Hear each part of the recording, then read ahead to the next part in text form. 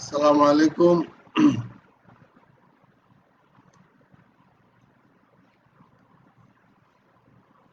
আপনারা যারা আমার এই ভিডিওটি দেখছেন, আশা করি সবাই ভালো আছেন। আপনারা কি আমাকে ভালোভাবে শুনতে পাচ্ছেন? আপনাদের যদি শুনতে অসুবিধা হয়, দয়া করে আমাকে একটু কমেন্টে জানাবেন।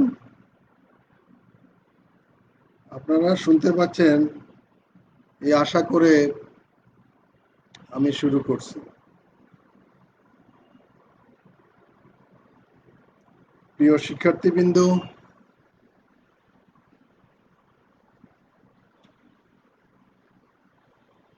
সম্মানিত শিক্ষক মণ্ডলী, সহকর্মীবৃন্দ এবং প্রিয় সুধী, আসসালামু আলাইকুম। মেশিন শপ প্র্যাকটিস 1 বিষয়ের আজকের এই অনলাইন সেশনে আপনাদেরকে স্বাগতম। সেশন উপস্থাপনায় আপনাদের সাথে আছি আমি Mohammad Omar Faruk, instructor mechanical, Chittagong polytechnic institute. Machine shop practice 1 বিষয়টি diploma in engineering mechanic and technology বিভাগের দ্বিতীয় পর্বের একটি বিষয়। এই বিষয়ের অনলাইন এটি আজকে আমাদের 12তম সেশন। গত সেশনে আমরা পঞ্চম অধ্যায়ের অ্যাপ্লিকেশন অফ গ্রাইন্ডিং মেশিন এই চ্যাপ্টারেরই প্রথম এবং দ্বিতীয় দুটি অবজেক্টিভ শেষ করেছি। আজকে আমরা এই পঞ্চম অধ্যায়েরই তৃতীয় এবং চতুর্থ এই দুইটি অবজেক্টিভ নিয়ে আলোচনা করব। তাহলে আজকে আমাদের আলোচ্য বিষয় বা লার্নিং অবজেক্টিভ হচ্ছে অ্যাপ্লিকেশন অফ গ্রাইন্ডিং মেশিনের identify typical operation for pedestal and surface grinder, অর্থাৎ পেডেস্টাল এবং সারফেস গ্রাইন্ডারের বিভিন্ন ধরনের অপারেশনগুলো সম্বন্ধে আমরা জানবো। আর একটা হচ্ছে describe define types of grinding wheels and bond uses, অর্থাৎ গ্রাইন্ডিং হুইলগুলো কি কি প্রকারের হয় এবং সেগুলাতে কি ধরনের বন্ড ব্যবহার হয় সেই বিষয়ে আমরা জানবো। তাহলে প্রথমে দেখা যাক operations for grinding wheel, pedestal grinder. Pedestal identify typical operation for pedestal and surface গ্রাইন্ডারে প্রথমে আমরা পেডেস্টাল গ্রাইন্ডারে কি অপারেশনগুলো হয় সেগুলো দেখি। Pedestal grinding machine is a simple and widely used machine. এটা অত্যন্ত সাধারণ একটা মেশিন, বাট এটা খুব ব্যাপকভাবে বিভিন্ন ওয়ার্কশপে এবং বিভিন্ন ইন্ডাস্ট্রিতে ব্যবহার হয়। It is used for grinding single point cutting tool, অর্থাৎ আমরা যে লেদ মেশিনের লেদ টুল বা অন্যান্য সিঙ্গল পয়েন্ট যে কাটিং টুল থাকে সেই কাটিং টুলগুলো আমরা এই মেশিনের সাহায্যে হয়তো তৈরি করতে পারি অথবা ধার করতে পারি, শার্পেন করতে পারি। এছাড়া আছে এগুলোর সাহায্যে আমরা অন্যান্য ছুরি, চাকু বা সিজেল কিংবা আমাদের কাঁচি ইত্যাদি ছোট ছোট যন্ত্র বা যন্ত্রাংশ, হ্যাঁ, অথবা নিত্য ব্যবহার্য জিনিসপত্র ধার করতে পারি। Grinding by pedestal grinder is known as off hand grinding. এটাকে অফ হ্যান্ড গ্রাইন্ডিং বলা হয়, কারণ এই গ্রাইন্ডিং মেশিনে কাজ করার সময় আমরা ওয়ার্ক পিসটা কিন্তু মেশিনে বাঁধি না, এটা আমরা হাতে থাকে ওয়ার্ক পিসটা আমাদের হাতে রেখেই গ্রাইন্ডিং হুইলের কন্ট্যাক্টে এনে আমরা এই ওয়ার্ক পিসটাকে গ্রাইন্ড করি বা শার্পেন করি। এবং যেহেতু এটা আমরা হাতে কাজ করি সেক্ষেত্রে সুনির্দিষ্টভাবে খুব প্রিসাইজ পরিমাপ কিন্তু এখানে মেনটেন করা যায় না। তবে একটা সাধারণ মানের পরিমাপ মেনটেন করেই কিন্তু গ্রাইন্ডিং হুইলে গ্রাইন্ডিং করা যায় এই পেডেস্টাল গ্রাইন্ডারের সাহায্যে। এরপর আমরা এখন আলোচনা করব সারফেস গ্রাইন্ডার। সারফেস গ্রাইন্ডারের সাহায্যে আমরা কি ধরনের অপারেশন করি।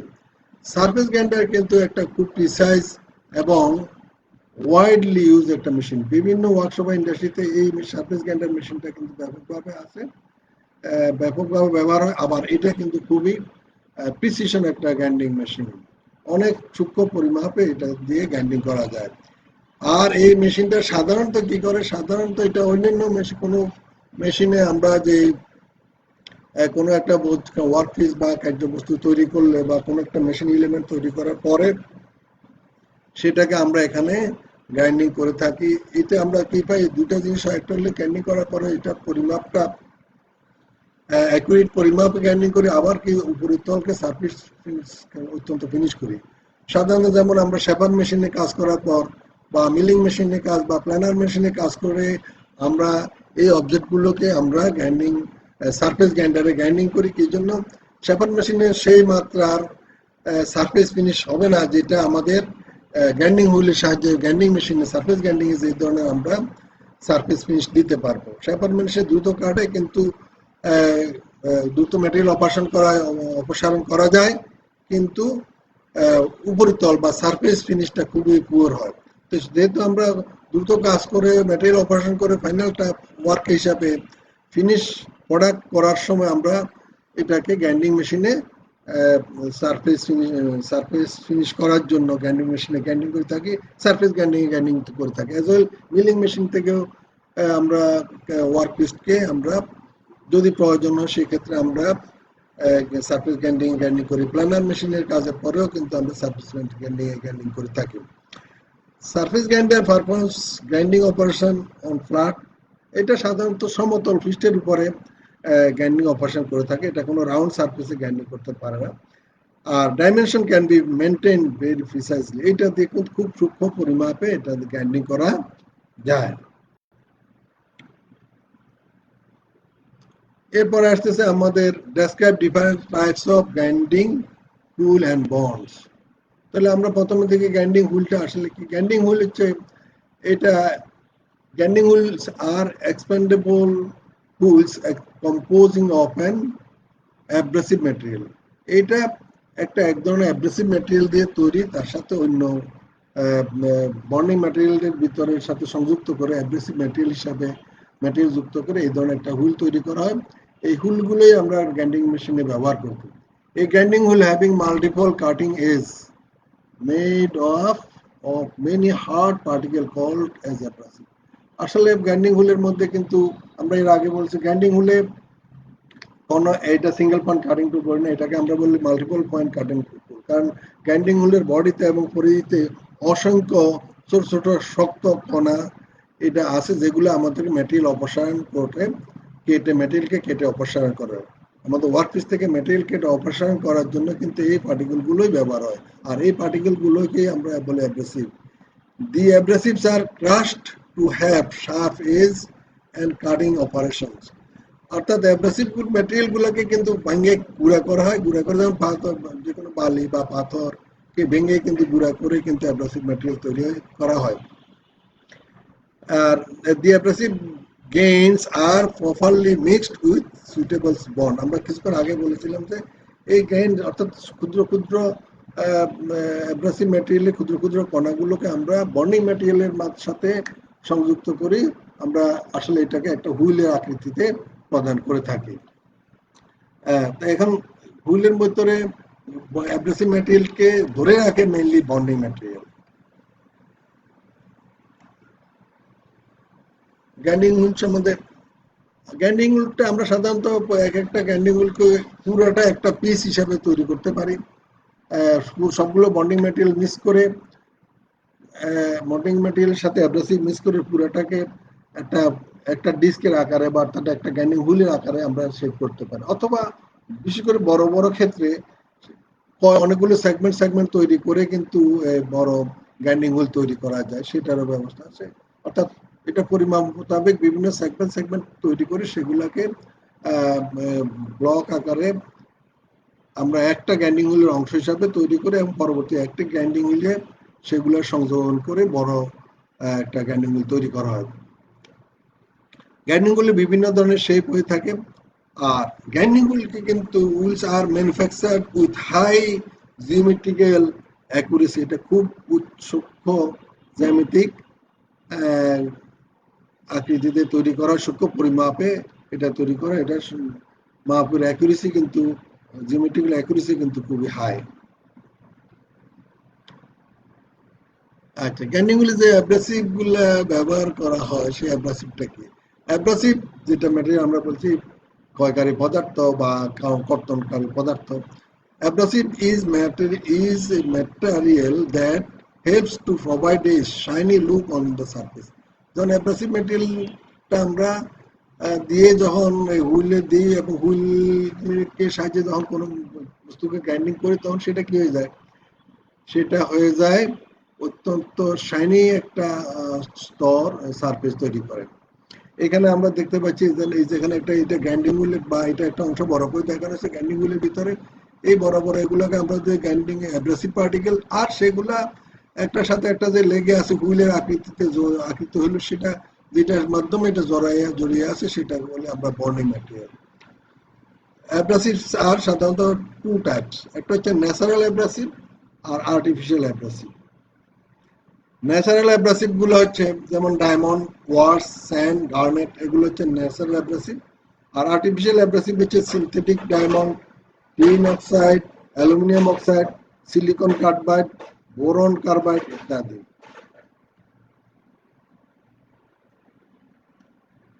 তাহলে আমরা কিছুক্ষণ আগে দেখলাম যে প্রধানত দুই ধরনের বলছি, একটা হচ্ছে ন্যাচারাল অ্যাব্রাসিভ আর একটা হচ্ছে আর্টিফিশিয়াল অ্যাব্রাসিভ। আরেকটা আমরা বলি যে সুপার অ্যাব্রাসিভ বলে।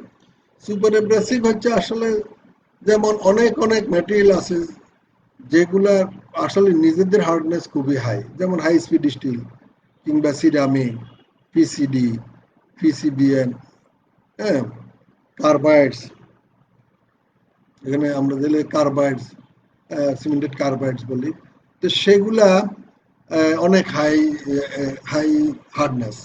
সেগুলো যদি আমরা সাধারণ গ্রাইন্ডিং হুইল দিয়ে গ্রাইন্ডিং করে দেখা যাচ্ছে সেক্ষেত্রে কর্তনটা অত সহজ হবে না। তো সেই কারণে সেসব ম্যাটেরিয়াল কাটার জন্য আমরা যেসব অ্যাব্রাসিভ ম্যাটেরিয়াল দিয়ে তৈরি হুইল ব্যবহার করি সেগুলো হচ্ছে আমাদের, সেই অ্যাব্রাসিভ ম্যাটেরিয়াল গুলো হচ্ছে আমাদের সুপার অ্যাব্রাসিভ, যেমন diamond and the CBN super abrasive, এগুলো হচ্ছে সুপার অ্যাব্রাসিভ। আর সুপার অ্যাব্রাসিভের বৈশিষ্ট্য হচ্ছে খুবই হার্ড ম্যাটেরিয়াল এটা, বাট কিন্তু এটা আমরা সবসময় যে কোনো ভাবে সব হুইলে ব্যবহার করবো, সব কাজের জন্য ব্যবহার করবো না, কারণ এটা খুবই এক্সপেন্সিভ।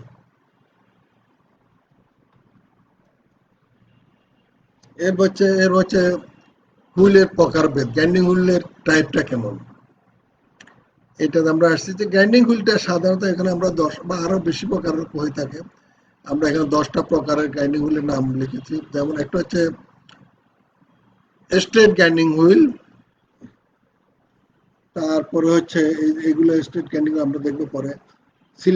সিলিন্ডার হুইল রিং বা cylindrical grinding wheel, tapered grinding wheel, straight cup, dish cup, saucer grinding wheel, diamond grinding wheels, segmented grinding wheel, flaring cup wheel, mounted point wheel ইত্যাদি। যেমন straight grinding wheel, straight grinding হুইলগুলো সাধারণত আমাদের এগুলা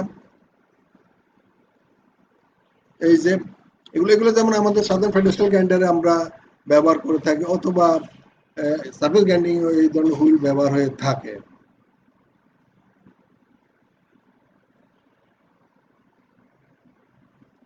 এগুলা মাঝখানে একটা হোল, বাকি অংশ সম সোজা, একদম কমপ্লিট সোজা, শুধুমাত্র একদম ফুল ডায়ামিটার একটা কমন থিকনেস থাকে। এই কখনো কখনো একটা মাঝখানে এই পাশে একটু সেন্টার বরাবর এই পাশে একটু ম্যাটেরিয়াল কভার থাকে, বোথ সাইড রিস্ট অর্থাৎ সামান্য পরিমাণে ডাউন করা হয়, আর এই যে ওয়ান সাইড রিস্ট এখানে এক সাইডে ডাউন করা আছে। আর এটা হচ্ছে cylinder or wheel ring grinding wheel, এগুলা has long and wide surface, এটা অনেকটা লম্বা, এই সারফেসটা লং অ্যান্ড ওয়াইড হয়ে থাকে এবং সাধারণত এগুলা প্রায় 12 ইঞ্চি পর্যন্ত লম্বা হতে পারে। এগুলো সাধারণত horizontal and vertical spindle grinding মেশিনে ব্যবহার করা হয়। This is use to produce flat surface. Here we do grind with ending face of the wheel. হ্যাঁ, তাহলে কোনো কোনো হুইলের এন্ড ফ্রেশের অংশটুকু এটা সাহায্যে গ্রাইন্ড করা যায়, প্রান্তের অংশটুকু, শুধুমাত্র প্রান্তের অংশটুকু গ্রাইন্ডিং করার জন্য এটা ব্যবহার করা যেতে পারে। এরপরে যে ট্যাপার গ্রাইন্ডিং হুইল, ট্যাপার গ্রাইন্ডিং হুইল আসলে স্টেট গ্রাইন্ডিং হুইলের মতোই, তবে এগুলো প্রান্তের দিকে কিন্তু একটু চিকন, আবার কেন্দ্রের দিকে মোটা, যার কারণে এগুলা কিন্তু অনেক শক্তিশালী হয় এগুলা। This fact is stronger and straight than straight wheel. Straight wheel তো সমান, তাহলে এখানে যে পরিমাণ লোড সহ্য করতে পারে এখানে সেই পরিমাণ লোড সহ্য করতে পারবে। কিন্তু যেহেতু এটা গোড়ার দিকে সেন্টারের দিকে বেশি মোটা, সেই কারণে এখানে ব্যান্ডিং লোডও বেশি, সেই কারণে এগুলার শক্তি সামর্থ্য খুব বেশি। এটা অ্যাকসেপ্ট অ্যাডভান্স লিটারাল লোডস, এটা অতিরিক্ত লোড বহন করতে পারে। এগুলোর সাহায্যে সাধারণত আমরা গিয়ার টিথ মানে গিয়ারের দাঁত অথবা গ্যান্ডিং থ্রেড থ্রেড অথবা গিয়ারের দাঁত এগুলো গ্যান্ডিং করতে পারি। এরপর হচ্ছে স্টেট কাপ গ্যান্ডিং হুইল, কাপ টাইপের গ্যান্ডিং হুইল, যেমন এইটা আগেরগুলো ছিল একদম সলিড, শুধুমাত্র আমাদের এখানে স্পিন্ডল, যেটি স্পিন্ডল সাথে আটকানোর জন্য এখানে একটা ছিদ্র বিশেষ, কিন্তু এখানে এগুলো এটা যেমন এখানে সেন্টারটা আছে, তারপরে কিন্তু এখানে আবার কাপিং করা আছে। তো একটা হচ্ছে স্ট্রেট কাপ গ্রাইন্ডিং হুইল, এগুলো সাধারণত কাটার অ্যান্ড টুল গ্রাইন্ডার হ্যাভিং, যেসব মেশিনে কাটার অ্যান্ড টুল গ্রাইন্ডার মেশিনে এগুলো ব্যবহার করা হবে এক্সট্রা রেডিয়াল ফেজ, যেগুলোতে এক্সট্রা রেডিয়াল ফেজ ব্যবহার করার দরকার এগুলো ব্যবহার করে। আর এরপর হচ্ছে disc cup grinding. Disc cup grinding হচ্ছে যে আমাদের এখানে এই যে ডিস্ক কাপ গ্রাইন্ডিং মেশিন, হ্যাঁ, এটা সাধারণত জিগ গ্রাইন্ডিং করার জন্য এটা ব্যবহার করা হয়ে থাকে। জিব অ্যান্ড কাটার গ্রাইন্ডিং এর ক্ষেত্রে এটা ব্যবহার করা হয়ে থাকে। এরপর হচ্ছে saucer grinding wheel. Saucer grinding wheel exceptional grinding profile থাকে, সেটা হচ্ছে এইটা এখানে এই ছবিটা আমরা এখানে এত ভালো করে কাছ থেকে ক্লোজ করে দেখতে বোঝা যাবে। এগুলো সাধারণত যেমন ডিল, টুইস্ট ডিল অথবা মিলিং কাটার, এগুলা গ্রাইন্ডিং করার জন্য ব্যবহার হয়ে থাকে। এরপর হচ্ছে আমাদের ডায়মন্ড গ্রাইন্ডিং হুইলস। ডায়মন্ড টাইপের ডায়মন্ড গ্রাইন্ডিং হুইলস যেগুলো সেগুলো খুব হার্ড ম্যাটেরিয়াল গ্রাইন্ডিং করার জন্য আমাদের এই হার্ড ম্যাটেরিয়াল কোনো ওয়ার্কপিসকে গ্রাইন্ডিং করার জন্য আমরা এটা ব্যবহার করে থাকি। In diamond wheels, industrial diamonds remains bonded to the edge. অর্থাৎ এখানে ইন্ডাস্ট্রিয়াল ডায়মন্ড, অর্থাৎ ডায়মন্ডটা এই পুরাটা স্টিল ফ্রেম থাকে, স্টিল বডি থাকে, তার উপরে তলে এখানে প্রান্তের দিকে এখানে গ্রাইন্ডিং মানে ডায়মন্ডসটা সংযুক্ত করে বন্ডিং ম্যাটেরিয়ালের মাধ্যমে। হ্যাঁ, ডায়মন্ডের ছোট ছোট কণা এখানে এখানে বন্ডিং করে এখানে প্রান্তের দিকে লাগানো হয়। আর সেই কারণে এটা অত্যন্ত, যেহেতু ডায়মন্ড খুব হার্ড মেটেরিয়াল, সেই কারণে এটা দিয়ে যে কোনো কঠিন পদার্থকে কাটা যায়। This is use to grind hard material like concrete, gemstone, কার্বাইটিভ করা বা কংক্রিট বা এরকম হার্ড মেটেরিয়াল বা হাই স্পিড স্টিল, এগুলো আমাদের গ্রাইন্ডিং করার জন্য সাধারণত আমরা খুব শক্ত মেটেরিয়াল গ্রাইন্ডিং করার জন্য আমরা ডায়মন্ড গ্রাইন্ডিং টুল ব্যবহার করি, ডায়মন্ড গ্রাইন্ডিং হুইল ব্যবহার করে থাকি। A slitting saw is designed for slicing gemstones like hard materials. এটা একটা স্লিটিং স এর মতোই কাজ করে থাকে। এরপর আমরা দেখবো যে গ্রাইন্ডিং হুইলের যে গ্রেইন গুলা ব্যবহার করে, অর্থাৎ অ্যাব্রাসিভ ম্যাটেরিয়ালের যে গ্রেইনটা, সেই গ্রেইন সাইজের উপরে নির্ভর করে যে আসলে এটা কত সারফেস ফিনিশটা কেমন হবে, সেটা মানে মসৃণতা কেমন হবে সেটা। তো grain or grit or grain, এটা একই জিনিস। Grain of the grinding wheel, the grit or grain is used to indicate general size of abrasive for making এই গ্রাইন্ডিং হুইল। গ্রাইন্ডিং হুইল তৈরি করার জন্য যে অ্যাব্রাসিভ মেটেরিয়াল ব্যবহার করা হবে তার সাইজটা কেমন হবে সেটা গ্রেইন সাইজ দিয়েই আমরা উল্লেখ করি।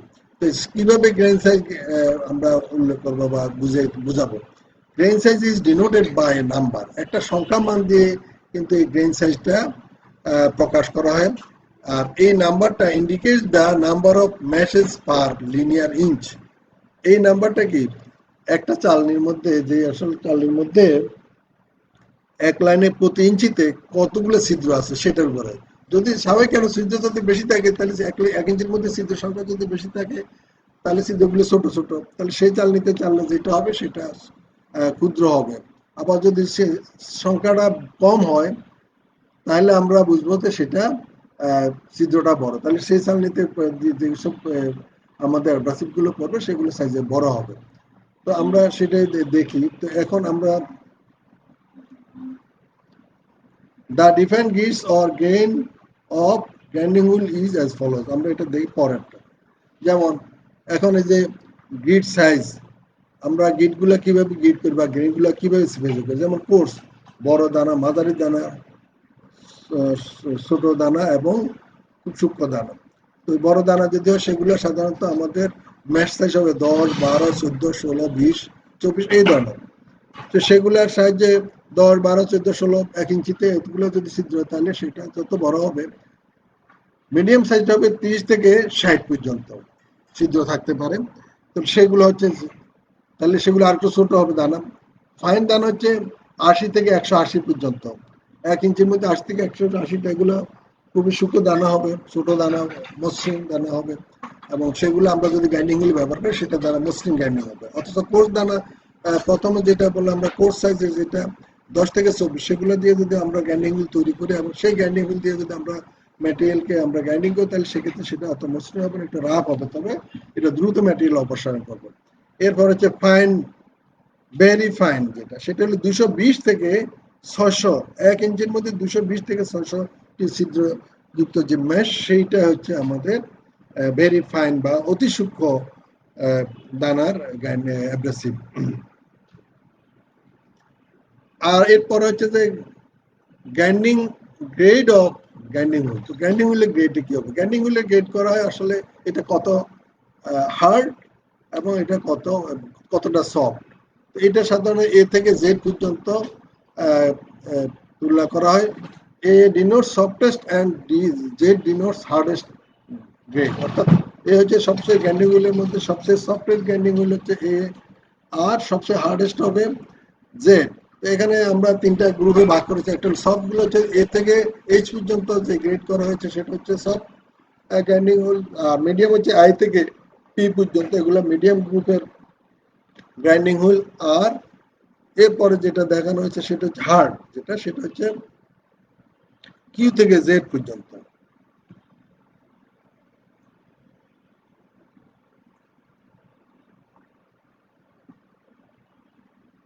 কিউ থেকে জেড পর্যন্ত যেটা সেটা হচ্ছে হার্ড ম্যাটেরিয়াল।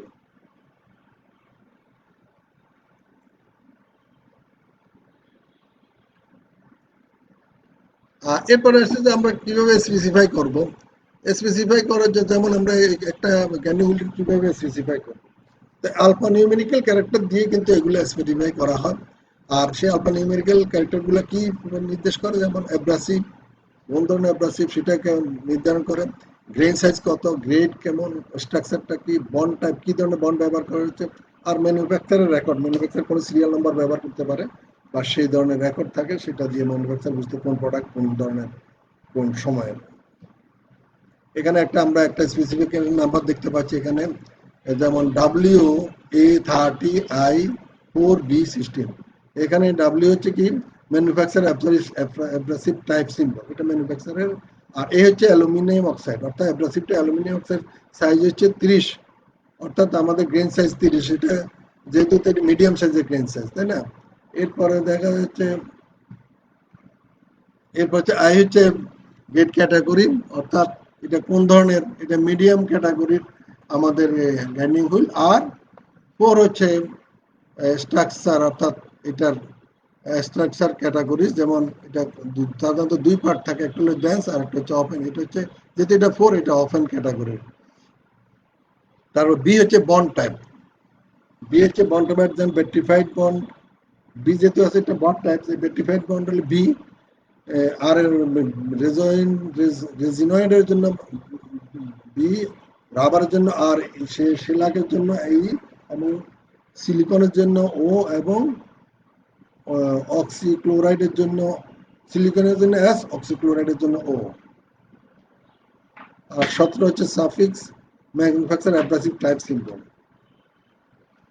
এখন আমরা দেখবো যে কি কি ধরনের বন্ডিং ম্যাটেরিয়াল সেখানে ব্যবহার করে।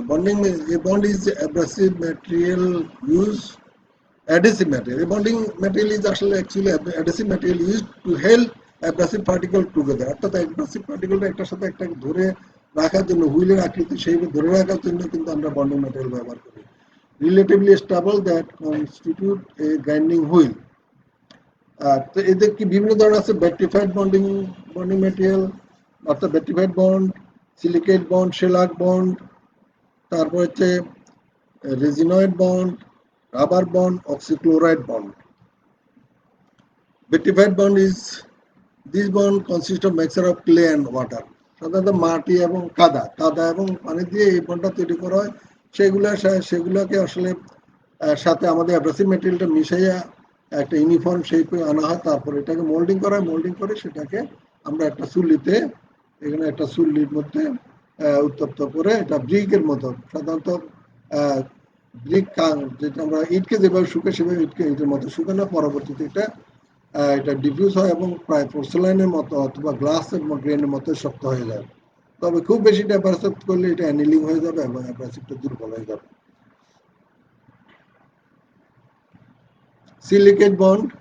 সিলিকেট বন্ড হচ্ছে এই বন্ডটা সাধারণত mixing abrasive particle with silicate and soda or water glass. The silicate and soda, সিলিকেটের সাথে সোডা অথবা ওয়াটার গ্লাস মিক্স করে কিন্তু আমরা এই সিলিকেট বন্ডটা তৈরি করি। It is moulded to required shape, allowed to dried up and then taken out of mould. অর্থাৎ এটাকে প্রথমে আমরা মিক্স করে তার অ্যাব্রাসিভ সহ মিক্স করে একটা মোল্ডের মধ্যে রাখবো, এরপর এখান থেকে তুলে নিব র মোল্ডটাকে আমরা, পরবর্তী শুকিয়ে এরপর 200 ডিগ্রি সেলসিয়াস তাপমাত্রায় কয়েকদিনের জন্য রেখে দেবো। আর this wheel exhibits waterproofing property. এটা properly so this can be used coolant. অর্থাৎ এটা সাধারণত ওয়াটারপ্রুফিং হয়ে থাকে, প্রপার্টি থাকে, সে কারণে এটা কুলিং বা পানি ব্যবহার করা যায়, এটা অ্যাজ দ্বারা সূচিত করে। এরপর হচ্ছে শেলাক বন্ড। শেলাকের সাথে অ্যাব্রাসিভ গুলো মিক্স করে সাধারণত রোলিং এবং প্রেসিং করে তারপরে হিট করা হয় 150 ডিগ্রি তাপমাত্রায় কয়েক ঘন্টার জন্য। This bond exhibit greater elasticity than other bonds. এটার মধ্যে ইলাস্টিসিটি গুণটা বেশি, উইথ অ্যাপ্রিসিয়েবল স্ট্রেংথ। তো এটা সাধারণত কি করে, grinding wheels having shellac bond are recommended for cool cutting on hardened steel. শক্ত ইস্পাতের কাটার জন্য বা থিন সেকশন কাটার জন্য, finishing or chilled iron finishing করার জন্য অথবা সিল্ড আয়রনের জন্য, সিল্ড আয়রনকে গ্রাইন্ডিং করার জন্য, অথবা কাস্ট আয়রন স্টিল রোলার, তারপরে হার্ডেন স্টিল ক্যাম, অ্যালুমিনিয়াম পিস্টন, এগুলো গ্রাইন্ডিং করার জন্য সাধারণত শেলাক বন্ড ব্যবহৃত আমাদের গ্রাইন্ডিং হুইল ব্যবহার করা হয়। এরপর হচ্ছে রেজিনয়েড বন্ডটা আমরা ব্যবহার করি যে এখানে কি সিনথেটিক রেজিন যেমন বেকলাইট এবং রেডমানল, এই দুটা পদার্থের সাথে অন্যান্য পদার্থ মিক্স করে এই বন্ডটা তৈরি করা, এবং এরপরে মিক্সারের সাথে আমরা অ্যাব্রাসিভ ম্যাটেরিয়াল সংযুক্ত করে একটা হুইলের আকৃতি প্রদান করে, একটা মোল্ডের মধ্যে রেখে হুইলের আকৃতি প্রদান করে আমরা প্রায় 200 ডিগ্রি সেলসিয়াস তাপমাত্রায় এটাকে উত্তপ্ত করে আমরা গ্রাইন্ডিং হুইল তৈরি করি। আর this wheel have good grinding capacity at high স্পিডে, খুব হাই স্পিডে গ্রাইন্ডিং করতে পারে, ইউজ ফর প্রিসিশন গ্রাইন্ডিং যেমন ক্যাম, রোলার এবং other object high precision surface and dimension, যেগুলোতে হাই প্রিসিশন ডাইমেনশন এবং সারফেস ফিনিশ দরকার হয় সেক্ষেত্রে ব্যবহার করা হয়। এরপর হচ্ছে rubber bond mixing abrasive pure rubber and sulphur. Pure rubber এবং সালফার সাথে অ্যাব্রাসিভ মেটেরিয়াল করে এই ধরনের হুইল তৈরি করা হয়। রাবার বন্ড সাধারণত রাবার এবং সালফার সাথে অ্যাব্রাসিভ তৈরি মিক্স করা হয়। আর এই যে after that the mixture of rolled into sheet and wheels are prepared by punching using die and punch.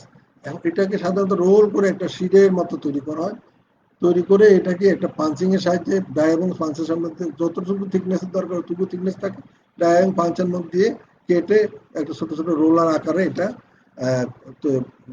কেটে নেওয়া হয়। তারপর সেগুলোকে হিট করে ভ্যালকানাইজ করে ফার্নেসে ফার্নেসে হিটিং করে অল্প সময়ের জন্য হিটিং করে এটা ভলকানাইজ করা হয়। Rubber bonded tools are more resilience and have larger abrasive density. এটাতে অ্যাব্রাসিভ ডেন্সিটিটা খুব বেশি থাকে এবং রেজিলিয়েন্ট হয়। Use used for precision grinding and good surface finish. সাধারণত খুব অতি অতি উত্তম সারফেস ফিনিশের জন্য আমরা এই রাবার বন্ড ব্যবহার করে থাকি। Oxychloride bond, these bonds are forced by mixing abrasive with oxides and chlorides of magnesium. Magnesium oxide এবং magnesium chloride এর সাথে সেটা মিক্স করে এটার সাথে অ্যাব্রাসিভ ম্যাটেরিয়াল তৈরি যুক্ত করা হয়। আর মোল্ড এরপর this mixture is moulded by bake in a furnace. এরপরে এটাকে মোল্ড আকারে মোল্ডের মধ্যে রেখে এটা বেকিং করা হয়। মোল্ডের আকৃতিতে এটা তৈরি হয় এবং এটা পরে বেকিং করে ফার্নেসে বেকিং করে এটাকে আমরা গ্রাইন্ডিং হুইল আকারে তৈরি করি। This grinding wheels are used for disc grinding. সাধারণত আমরা কোনো ডিস্ক গ্রাইন্ডিং করতে গেলে এই গ্রাইন্ডিং হুইল ব্যবহার করে থাকি। প্রিয় বন্ধুরা, আমরা আমাদের সেশনের শেষ পর্যায়ে এসে গেছি। আমরা আজকে অ্যাপ্লিকেশন অফ গ্রাইন্ডিং মেশিন অধ্যায়ের তৃতীয় এবং চতুর্থ দুটি অবজেক্টিভ নিয়ে আলোচনা করেছে। আমাদের হাতে সময় বেশি নাই। আপনারা আশা করি আমার এই আলোচনাগুলো বুঝতে পেরেছেন। আপনাদের যদি কোনো পরামর্শ বা প্রশ্ন থাকে দয়া করে কমেন্টে জানাবেন। আগামী সেশনে আমরা এই সাবজেক্টেরই প্রথম অধ্যায়ের তৃতীয় এবং চতুর্থ পঞ্চম এই তিনটি অবজেক্টিভ আলোচনা করবো। আসলে এটা আমাদের তৃতীয় সেশন ছিল, আমরা কারিগরি সমস্যার কারণে ইন্টারনেটের সমস্যার কারণে এটা আমরা ওই তারিখে সেটা প্রেজেন্ট করতে পারিনি। কাজে এই সেশনটা আমরা আগামী বৃহস্পতিবারে কন্ট্যাক্ট করবো ইনশাআল্লাহ। সবাই আশা করি সবাই থাকবেন। আর আমাদের এই সেশনটা যদি আবার আপনারা দেখতে চান তাহলে www.skills.gov.bd এই সাইটে ভিজিট করুন। এতক্ষণ ধৈর্য ধরে আমার এই সেশনটি উপভোগ করার জন্য আপনাদের সবাইকে ধন্যবাদ। আপনারা যে যেখানে আসুন ভালো থাকুন, সুস্থ থাকুন এই আশা করে আমি আমার সেশন এখানে শেষ করছি। আসসালামু আলাইকুম।